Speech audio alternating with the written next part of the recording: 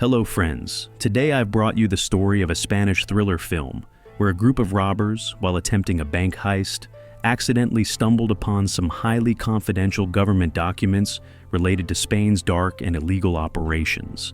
Files so dangerous that if they ever went viral, the entire Spanish government could collapse. So, what happened to those robbers next? Let's find out. The story begins in the Spanish city of Valencia, where a violent rainstorm was pounding the streets.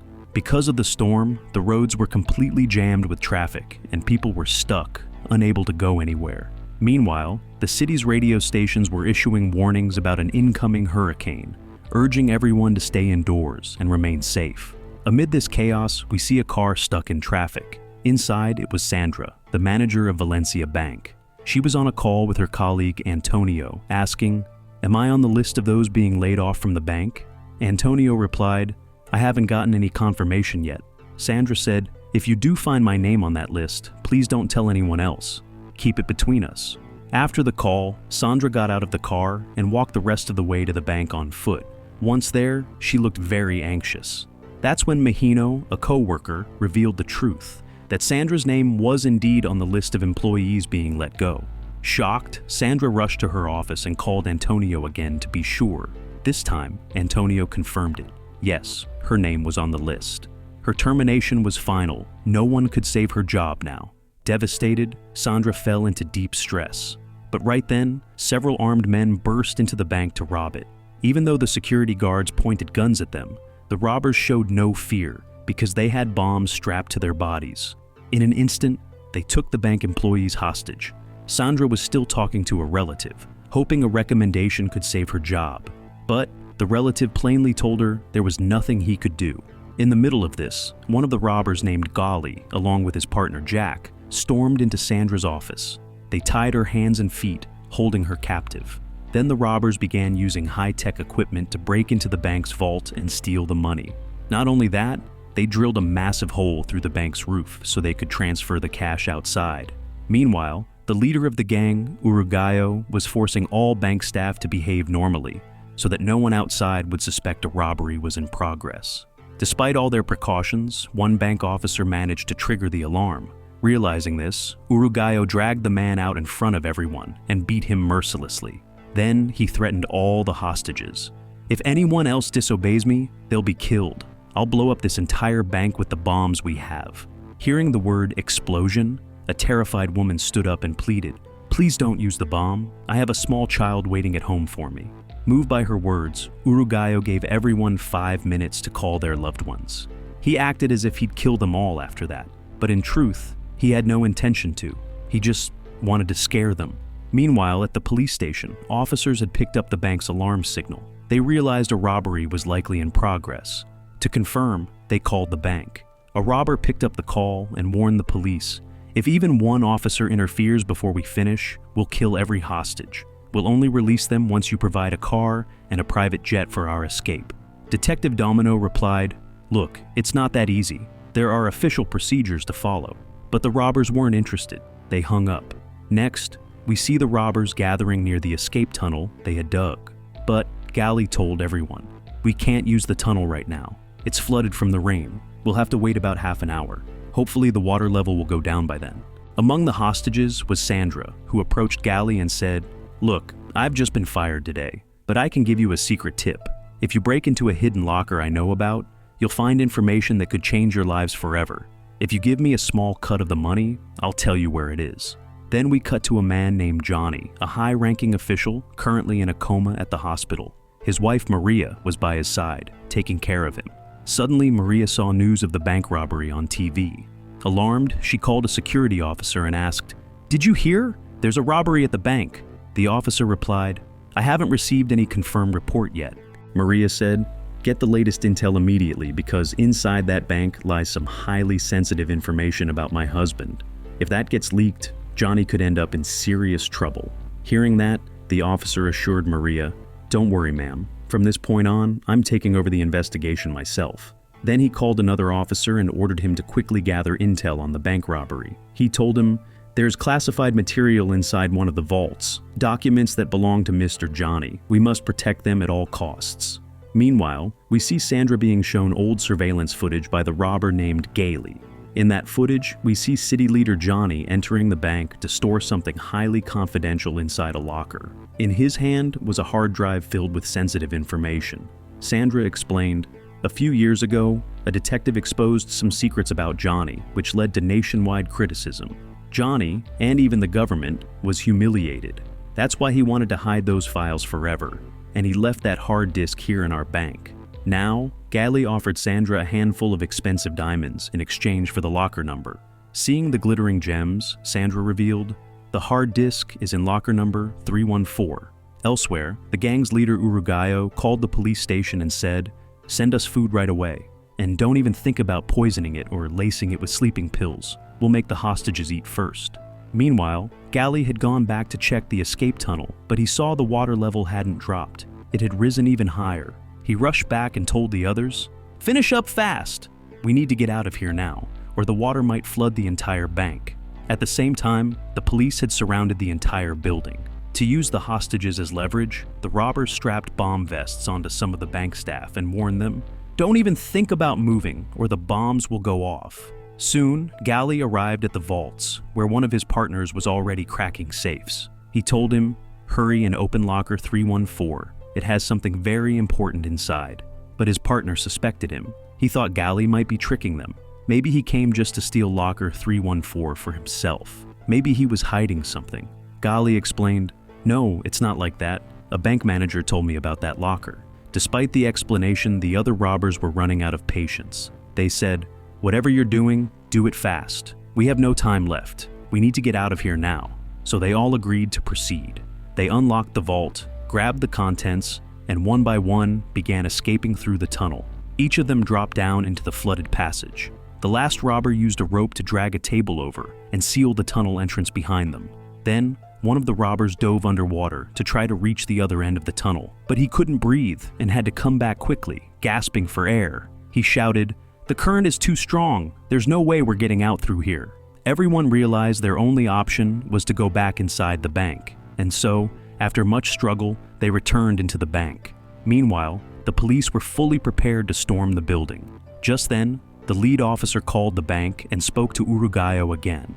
He said, "One of our officers is now at the front door with food. At least open the door so we can pass it to you." But in reality, the police had planned a trap. The moment the robbers opened the door, special commandos would storm inside. The officers were already positioned. As soon as the bank doors opened, senior officers received calls from high-ranking government officials, ordering them to abort the mission immediately. It turns out that some politicians closely aligned with Johnny had held a secret meeting to figure out how to protect themselves. That's when we realized one of the senior officers had been working with the robbers all along. He had sent the gang into the bank to retrieve Johnny's hard disk, because it contained sensitive material about him too. Johnny had been blackmailing him for years. When the other officers heard this, they were furious. But there was nothing they could do now. So they called in a detective named Paolo, a man tasked with retrieving the hard disk on their behalf. Meanwhile, the robbers had successfully secured the hard disk. For now, they felt safe, because as long as they held that disk, no cop or government official could touch them. Not just that, they could use the data to blackmail powerful officials and make millions. But as they were discussing this plan, Uruguayo learned that Sandra, the bank manager, was the one who told Gailey about the hard disk. Suspicion crept in. He began to wonder, had Gailey offered Sandra something valuable in exchange for that information? Furious, Uruguayo stormed into the bank's bathroom where Sandra had been hiding. He banged on the door, yelling at her to open it. When she didn't, he smashed the door down in anger and began beating her, demanding to know what she had taken from Gailey and to hand it back. Seeing this, Gailey rushed in and started attacking Uruguayo himself, because he had long suspected that Uruguayo knew everything about Johnny's secret box, but had kept it hidden from the rest of them. After the scuffle ended, Uruguayo went back into the bathroom to search more thoroughly. That's when he found a small pouch meant for diamonds, but it was empty. He instantly realized Sandra had accepted diamonds from Gailey in exchange for information about Johnny's box. Furious, Uruguayo came out and told the others, "She must have swallowed the diamonds so we wouldn't get them." Meanwhile, one of the robbers named Loco tried to access the hard disk, but the moment he opened it, a digital chess puzzle popped up as the password screen. It wasn't an ordinary game, it was a sophisticated trap. Loco made a wrong move, and the hard disk began auto-deleting all its contents. He tried desperately to recover the data, but it was too late. Everything was gone. At the same time, we see that the detective named Paulo had taken full control of the case. He called the bank and asked to speak directly with Uruguayo, the leader of the gang. Paulo said, "You'll never escape from there. We've completely surrounded the bank. I want to meet you face to face." Uruguayo, suspecting it might be a trap, refused at first. He feared the police would ambush and kill them during the meeting, but Paulo reassured him, "Nothing like that will happen. I just need to talk to you about something important." Finally, Uruguayo agreed to meet. When they met, Paulo made him an offer. "I'll help you escape from inside the bank, but in return, you must do exactly what I say." Hearing this, Uruguayo went back inside and informed his crew that Paulo wanted to help them. But the rest of the gang didn't trust it. They believed it was probably just a setup by the cops. Uruguayo insisted, "No, the plan is this. They'll move us to the 4th floor of the adjacent building, disguise us in police uniforms, and then help us escape." In the middle of this, Uruguayo learned that Loco had formatted the hard disk while trying to access it. That news hit him like a thunderbolt. Furious, he beat Loco mercilessly. Gali ran over and tried to stop him, but when he learned the full extent of Loco's mistake, even Gali joined in and started hitting him. They both realized their last weapon, the hard disk, was gone. Still, they didn't tell the others about it. They went along with Paulo's escape plan and entered the next building, where one of Paulo's men was already waiting. They quickly changed into police uniforms, but just then, Gali attacked Paulo's man from behind, knocking him unconscious. Without informing Paulo, they decided to escape on their own, because deep down, they couldn't trust him. They also brought Sandra with them, just in case they needed a hostage if things went south. But as they reached the ground floor of the building, a group of police guards stopped them. As the guards questioned them, their suspicion grew from overhearing bits of the gang's conversation. The robbers were about to be exposed. That's when Gali pulled out a gun and aimed it at the police. A fierce shootout erupted. In the middle of this chaos, poor Sandra was shot in the hand. Even though they had brought her along as a hostage, seeing her in pain melted their hearts. They gently sat her down in the corner of the building and said, "Please, buy us a little more time. Distract the police. We won't take you any further. Going ahead might get you killed." Saying that, they disappeared again. Uruguayo then called Paulo and said, "You lied to us, and you will pay for it. You promised us a safe escape but had guards waiting at the exit. If you don't get us out within 30 minutes, I'll kill one hostage every 15 minutes. Hearing this, Paulo ordered his team to proceed with extreme caution, because this gang was ruthless. They had never failed in any plan before. Now, their top priority was to rescue the hostages and recover what was left of the hard disk. Back inside the vault, Uruguayo and Gali sat together, reminiscing about the past. They even apologized to each other for the earlier fight and began laughing like old friends again. Meanwhile, we find Loco in another part of the building. He had fallen in love with one of the female hostages. Despite being part of the gang, he kept doing foolish things, just to impress her. He handed her a bunch of cash from his own stash. The girl quietly pocketed the money and slipped away into a nearby room to hide safely. Meanwhile, Uruguayo began to realize that none of their plans were working. They might get caught at any moment. Desperate, he called Paulo again and said, "I want to speak with a government official." Paulo asked why, but Uruguayo didn't answer. Instead, he warned, "If you don't meet my demands, I'll leak all of Johnny's hard disk data right now." That hit Paulo like a thunderbolt. He had also helped Johnny with various illegal activities, and the proof was on that hard drive.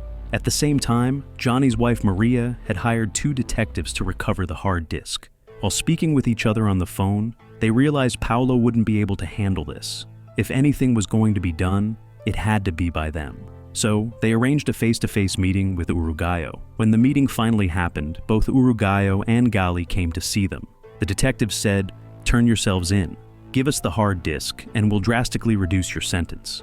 But Uruguayo replied, "If you can get us out of the country with the stolen money, we'll consider surrendering. But we're not turning ourselves in just to rot in prison. And don't even think about lying to us. We still have a copy of the hard disk. If you try to arrest us through deception, everything on it will go public." Elsewhere, one of the detectives went to talk with Sandra. He asked her if she could identify the robbers or help capture them. Sandra replied, "Yes, those guys are so different from each other. If you feed them the wrong information, they'll start turning on one another. That's when you'll catch them. Later, the same detective Maria had hired called Uruguayo and said, "Fine, I'll arrange for your safe passage out of the country, but first, we need to see a video clip from the hard disk." Uruguayo flatly refused. Understandably, he didn't have any video. Everything had already been formatted. His refusal made it clear to the detectives Uruguayo didn't actually have any footage. So they made their final move. The entire team of detectives decided to raid the bank and capture the gang. They moved in with commandos and loaded the robbers into police vans. But moments later, they realized something shocking. The robbers had switched clothes with the hostages. The police had mistakenly captured innocent civilians instead of the actual gang members. Meanwhile, we see the real robbers. Now that the rain had stopped, the water level inside the escape tunnel had dropped. They used the underground passage to flee unnoticed. And finally, we see the entire gang, safe and sound, escaping the country with all the loot they had stolen. And with that, today's story comes to an end. So, how did you like it? Let me know in the comments. That's all from me for today. Goodbye.